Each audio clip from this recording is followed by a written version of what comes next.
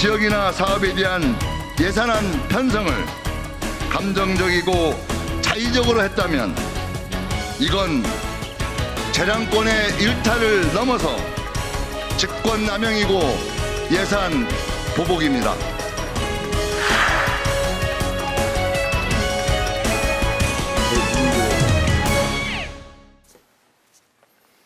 지난 7일 국회에선 6명의 국회의원이 집단 삭발식을 가졌습니다. 정부의 새만금 SOC 예산 삭감에 반발하는 전북 지역 더불어민주당의 김윤덕, 김성주, 신영대, 안호영, 윤준병, 이원택 의원이었는데요.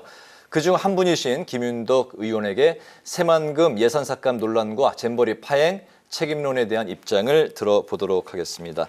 의원님 반갑습니다. 네, 안녕하세요. 예, 반갑습니다.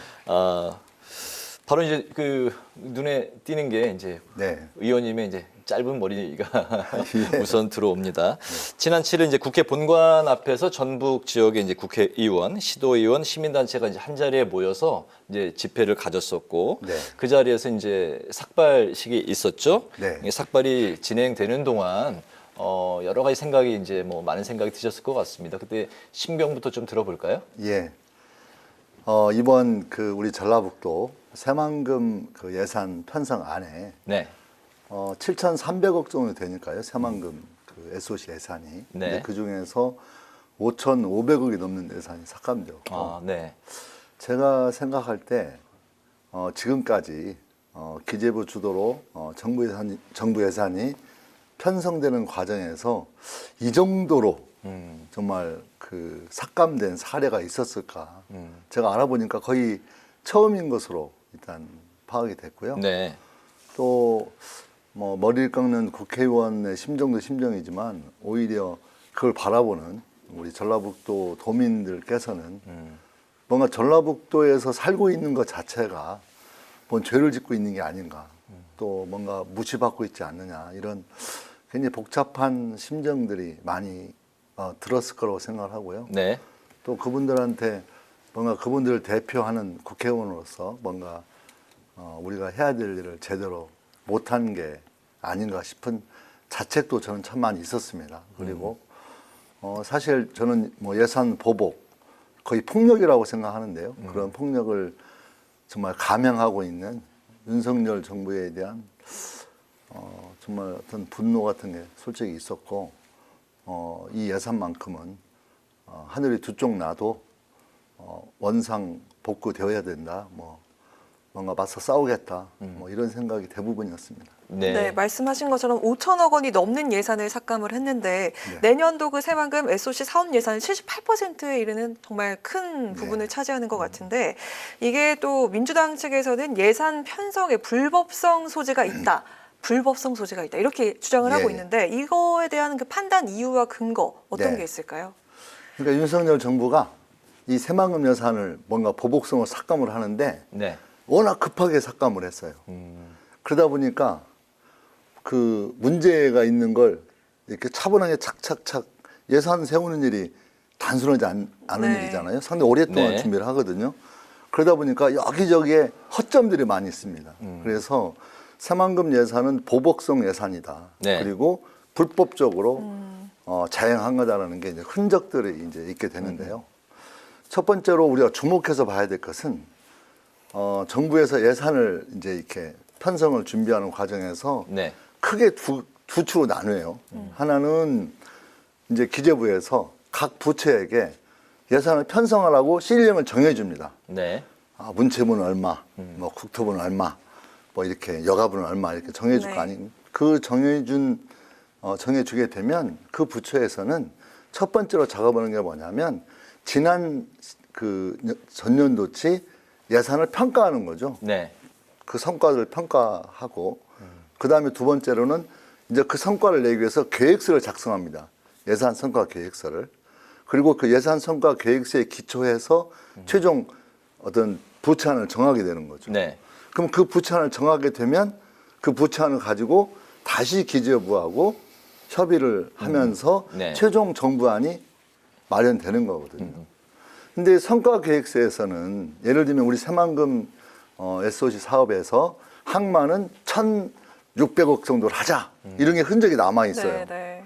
근데 부천에는 예산이 싹둑 네. 잘려 있고 또 항공 문제도 성과 계획서에는 적기에 추진해야 된다. 네. 네. 이렇게 해놓고 예산은 거기다 잘라놓고 이런 일이 있는 거죠. 그러면 그 예산에 대한 성과 계획서와 그 다음에 예산안 자체가 네. 안 맞잖아요. 예, 그런 흔적들이 있다는 거죠. 그렇다면 예산 성과 계획서를 만드는 근본 목적과 이유가 전년도를 평가하고 아 이렇게 해야 되겠다 저렇게 해야 되겠다라고 하는 안을 정리하고 네. 거기에 기초해서 아 그렇다면 이 예산은 10억이면 되겠다 20억이면 되겠다. 근데 이제 국토부가 정하게 되면 담당 부처가 국토부니까 그러면 국토부하고 기조 협상하면서 12억으로는 좀 아쉬우니까 15억을 하자. 아니다 12억 그다음 좀 10억으로 하자. 뭐 이런 조정은 될 수 있지만 네. 성과 계획서의 근본적으로 성과 계획서를 근본적으로 부정해 버리는 그런 예산안은 있을 수가 없다라는 겁니다. 알겠습니다. 아니요 두 번째는 또 네. 있어요. 네. 또 하나는 그러면 예산안이 정부가 정리하잖아요. 그러면 정부가 정리를 하게 되면 그 예산안에 부처 요구안은 10억이다. 근데 정부안은 12억이다. 라고 딱 표기가 됩니다. 그러니까 네. 그 예산서를 안을 보면 아 부처에서는 10억을 요구했는데 정부에서는 12억을 해서 2억을 더 증액시켰구나. 아 부처에서는 10억을 요구했는데 기재부에서는 2억 깎아서 8억을 했구나. 라고 하는 걸 정리가 돼 있는 거죠.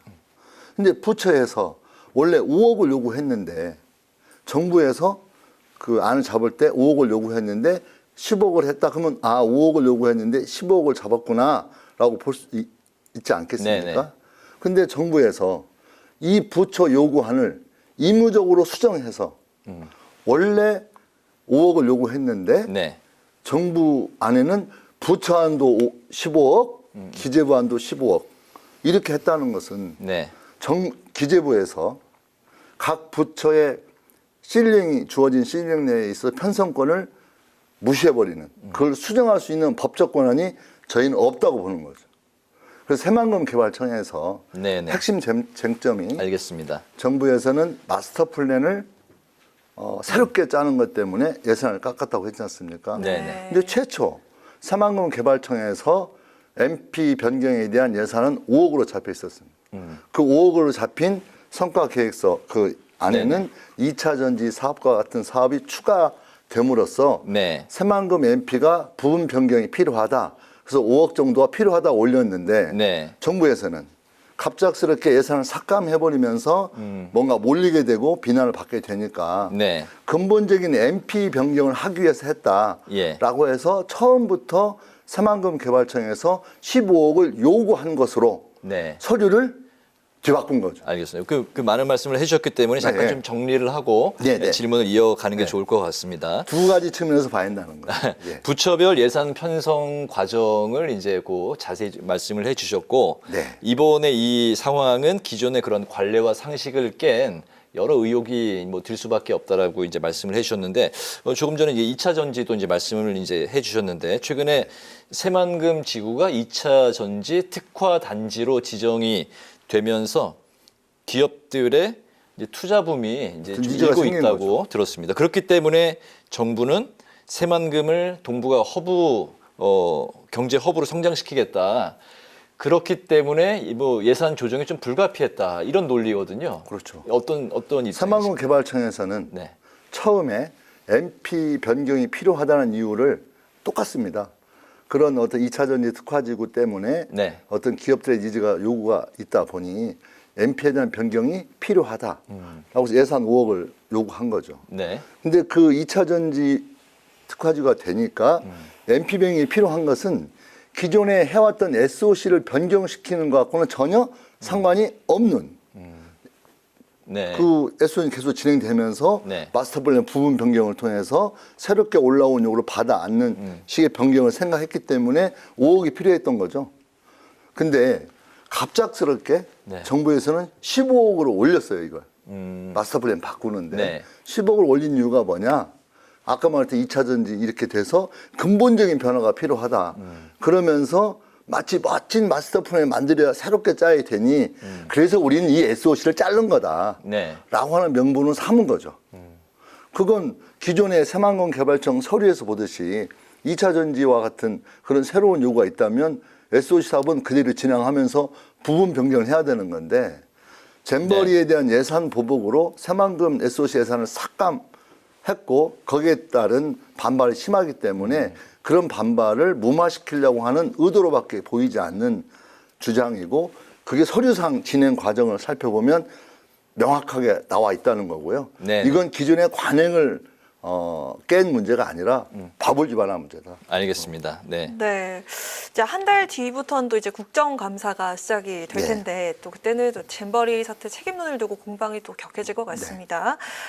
이 정부 여당의 주장에 따르면 지난 정부와 또 전북도가 책임을 져야 한다 이렇게 나오고 있는 상황이거든요. 네. 자, 그리고 전북도의 책임은 있다면 몇 퍼센트 정도일지 어떻게 생각하시는지 한번 들어볼까요? 저는 한 7대3 봅니다. 그러니까 7이 어디죠?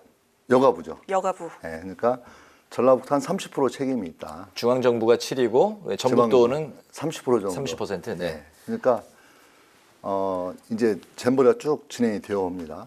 저는 이제 공동 조직위원장이었으니까.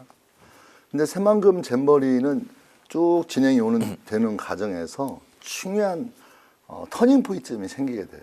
그건 언제냐면 올 5월입니다. 올 5월에 비가 너무 많이 와버린 거예요. 네. 그러니까 기존의 잼버리를 준비하면서 폭우 문제라든가 네. 폭염 문제라든가 그 잼버리는 늘 더운 시기에 하기 때문에 장마라든가 폭염에 대해서 이미 고민이 돼 있거든요. 근데 생각보다 5월에 비가 많이 오니 생각보다 이게 간척지다 보니까 그 피해라든 게 크구나. 그리고 행사를 진행하는 데 있어서 생각보다 더 장애가 생기겠다라고 하는 걸 인지하게 된 거죠. 네. 5월에. 네. 그래서 5월에 인지를 해서 제가 총리가 내려오겠다고 해서 총리가 이제 잼버리 정부 지원의 위원장이니까 저는 당연히 해결될 줄 알았어요. 네. 근데 총리가 오셔가지고 잘 해결해라 이렇게 하시고 다시 올라가면서 문제는 어떤 문제를 해결하려면 예산 대책이 정확히 있어야 되거든요. 근데 예산 대책이 제대로 마련되어 있지 않았기 때문에 제가 요구를 한 겁니다. 이번 폭우 이후에 이제 8월부터 시작하는 잼버리에 대한 준비가 필요하다. 그래서 네. 5명의 공동 조직위원장과 집행위원장을 맡고 있는 전라북도 도지사의 6인 회의를 하자고 제안한 거죠. 문제는 여가부 장관이 네. 그걸 거절한 겁니다. 그래서 이제 공동 조직위원장하고 집행위원장인 도지사의 어떤 그 회의를 요구했었는데 이게 거절당하면서 제가 이제 국회 5분 발언을 하게 된 거죠. 그래서 국회 5분 발언을 하면서 뭔가 잼버리에 대한 특단의 대책이 네. 필요하다. 네. 자칫 잘못하면 이 잼버리가 정말 공포와 트라우마로 어떤 그 점철된 그런 행사가 될 수 있다라고 해서 모였습니다, 저희들이. 알겠습니다. 그래서 네. 모여서 회의를 했는데 네, 네. 그 당시에 이제 제가 요구했던 것은 첫 번째로 비가 많이 왔다. 그래서 폭우에 대한 대책이 수립이 돼야 되겠다. 또 하나는 여름이라 비가 너무 많이 와도 걱정. 비가 안 와서 너무 뜨거워도 걱정이잖아요, 사실. 예, 예. 그래서 네, 네. 폭염 대책이라든가 또 기타 대책을 세워야 된다. 그래서 우리가 폭우가 왔기 때문에 폭우로부터 어떻게 대응할 것인가의 어떤 대책도 중요하지만 폭우를 통해서 또 다른 예기치 못한 또 다른 문제가 생길 것을 대비해 놔야 된다. 그도 예산의 특성상 네, 네.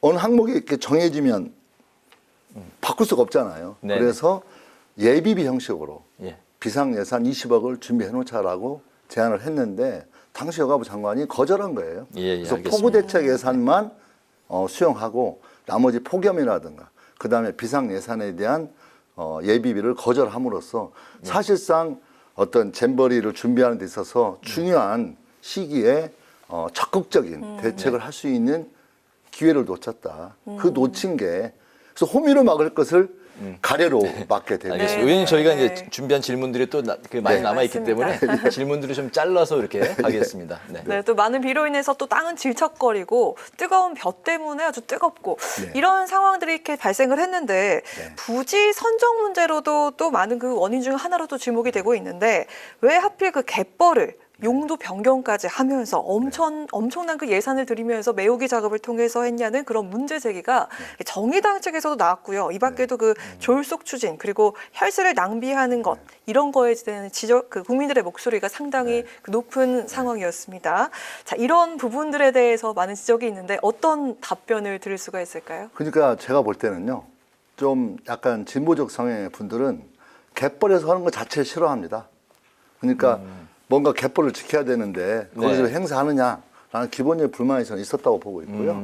또 중요한 포인트는 저는 정상적으로, 그러니까 이미 세계 스카우트에서도 네. 여기에서 잼버리를 할 수 있는 적정의 장소다라고 4년마다 한 번씩 잼버리를 치르는데 네. 그것도 한 여름에 합니다. 8월 달에 네, 늘. 네. 근데 그렇게 해온 스카우트 관계자들 모두가 다 적지라고 평가를 내린 거죠. 네. 근데 그렇게 해서 저희가 폴란드를 이기고 선정이 된 거 아니겠습니까? 네. 근데 나중에 근본적으로 어떤 그 장소 문제에 대한 문제가 제기된 본질은 행사에 대한 책임, 행사에 대한 책임을 누군가는 져야 되는데 뭔가 문제가 네. 있었으니까 져야 되는데 그 행사 준비에 문제가 있지 않고 원래 거기서 하면 안 되었다라고 하는 식으로 책임을 회피하기 위한 네. 저는 그 사람들에 의해서 주장되어지고 있는 게 핵심적인 거다 저는 보고 있고요.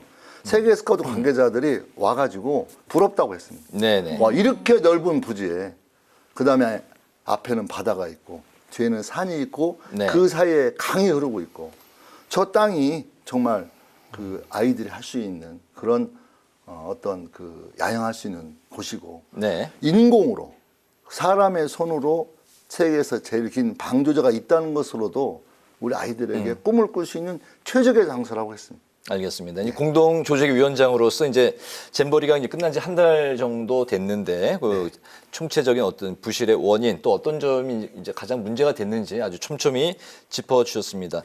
의원님이 이제 좀 사과를 하시고 네. 국정조사를 이제 제안을 하셨는데 현재 감사원의 그 잼버리에 대한 그 조사가 현재 진행 중인데 그럼에도 불구하고 잼버리 국정조사를 추진하는 이유 네. 좀 들어볼까요? 저는 감사원을 일단 신뢰할 수가 없습니다. 네. 예. 그러니까 중앙정부의 태도가 너무나 불손해요. 표현이 좀 과격하죠. 너무 불손하다는 겁니다. 우리 모두가 합의해서 세계 스카우트가 인정해서 네. 거기에서 잼버리를 치르는 것 정리해서 진행을 해왔다는 거죠. 비가 많이 왔고 대책을 세우자고 했고 그것도 목소리 높여서 간절하게 거의 싸우듯이 해야 된다고 요구했는데 네. 귀등어도 안 들었거든요. 그런 사람들이 이제 와서는 그 부지 자체에 문제가 있다. 감사를 통해서 해결하겠다라고 하는 것은 저는 누군가에게 그 책임을 전가하려는 의도밖에 보이지 않는다. 네. 그렇다면 국회에서 저는 여가부, 전라북도 국회가 국정조사가 진행이 되면 모든 사람 다 부를 수 있는 거 아니겠습니까? 네. 저도 피의자가 바로 참여를 해서 그래서 예, 네, 그 참여해서. 의원님도 국정조사가 이제 진행이 되게 되면 증인으로 출석해야죠. 출두하실 수도 있잖아요. 네. 그 부분이 좀 난처하실 수도 있을 것 같은데 전혀 그렇지 않습니다. 책임을 질 부분은 지겠다 지겠다, 그런 이런 자세이신가요? 예. 네. 그래서 저는 무조건 처음부터 사과를 했고요. 어쨌든 이 잼버리 행사의 공동위원장이었는데 이게 이렇게 뭔가 안 좋은 모습으로 마무리가 되었다는 거죠. 거기에 대한 저는 정확한 조사를 하는 게 필요한데 그 조사의 목적이 누군가에게 책임을 전가시키려고 하고 네. 또 하위 공무원들 몇 가지 문제 잡아가지고 그들을 처벌하는 방식으로 정말 책임져야 할 사람들은 뻔뻔하게 돌아다니고 있고 거기서 어쨌든 열심히 일을 했던 하위 공무원들이나 잡으려고 하는 행태에 대해서는 저는 굉장히 분노하고 있고요. 네. 저는 이 자리에서라도 저는 말씀드리고 싶은 것은 진짜 책임성 있는 위치에 있는 사람들이 책임감 있게 저는 국민을 대표하는 국회의 국정조사에 임하는 것이 저는 가장 합리적인 방법이다. 그리고 이 국제행사를 제대로 평가해야만 앞으로 우리 대한민국이 국제행사를 유치하고 또 그 행사를 진행하는 데 있어서 뭘 어떻게 해야 될지에 대한 방향성도 제대로 잡을 수 있는 게 아니냐. 그런 게 보장이 된다면 저도 당연히 조직위원장의 한 사람이기 때문에 네. 참석해서 증인으로 참석해서 정말 책임질 게 있다면 책임지고 또 정말 분명히 밝혀야 할 게 있다면 밝혀내는 것이 저는 도리라고 생각합니다. 네. 네, 자 이제 그 예산안이 국회로 넘어왔습니다. 네. 민주당은 이 새만금 예산 복원 없이는 예산안 처리가 어렵다라는 강경한 입장 가지고 있고요.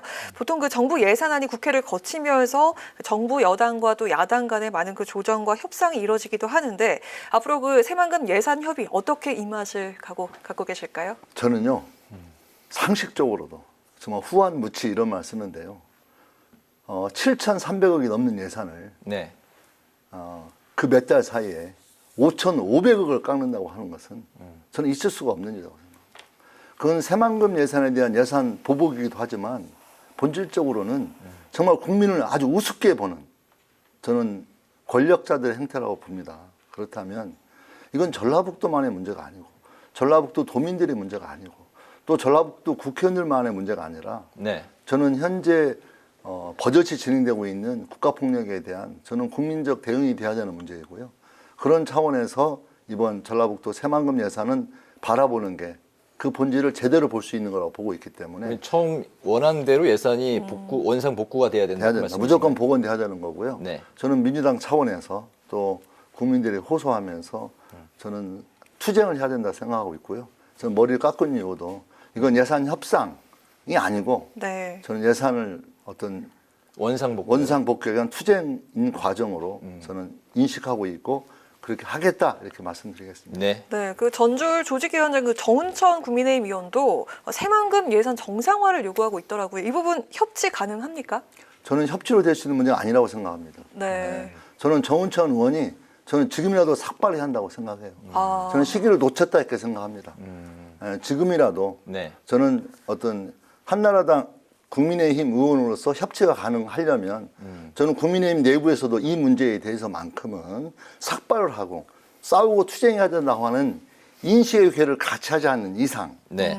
말만 이렇게 해서 왔다 갔다 하면서 하는 그런 허울 좋은 협상을 통해서 저는 협치가 이루어지지 않고 이 새만금 예산에 대한 협치는 저는 말도 안 되는 무도한 예산 보복이라고 하는 데에서 인식을 같이 하고 그 투쟁을 통해서 협치가 이루어질 수 있다 이렇게 생각하고 있습니다. 알겠습니다. 이제 날이 점점 뭐 좀 날씨가 좀 차가울 텐데 아무튼 머리가 좀 짧으시는 만큼 건강 관리에 또 각별히 또 신경을 좀 쓰셨으면 좋겠습니다. 파워 인터뷰 이제 오늘 마칠 시간이 됐는데요. 오늘은 새만금 예산 삭감 논란과 잼버리 파행 책임론에 대해서 김윤덕 더불어민주당 의원과 관련 말씀을 나눠봤습니다. 오늘 말씀 잘 들었습니다. 고맙습니다. 고맙습니다. 감사합니다.